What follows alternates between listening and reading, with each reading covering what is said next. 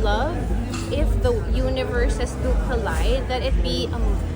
Does that make sense? I want to also protect the characters that we started because ayoko na baka mapunta naman sila sa Devas.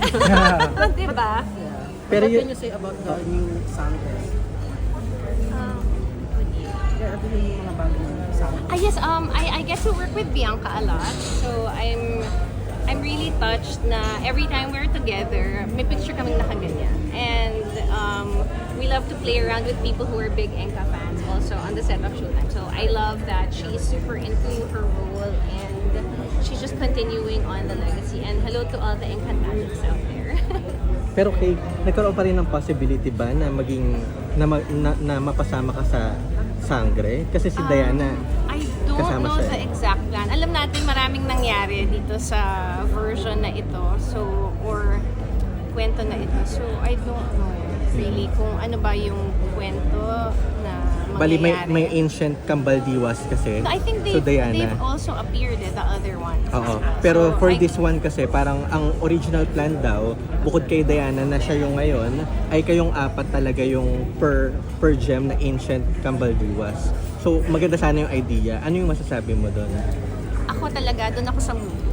Doon sa movie? I think it has to be its own, it deserves to have its own story, right? Like a proper story for all the people na talagang lumaki with Encantadia. And I meet them to this day and I'm so touched na it was a big part of their childhood.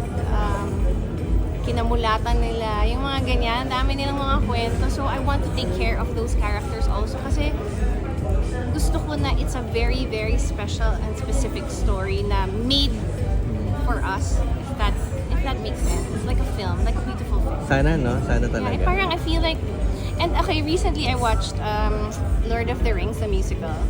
And when the elves, when they were singing, tapos merong harp, sabi ko, kaya pala mahal na mga tao si Alena. Kasi I was always singing. And hindi ko naman na-gets na enchanting pala yun. Kaya sabi ko, kaya pala tinawag nila ako enchanting diva back then. So sabi ko, I am today years old na nalaman ko na ang ganda pala makapanood ng kumakanta na may magical, mystical powers. So, I do wanna do something with the music that we created. We used to make those on the OB band back then.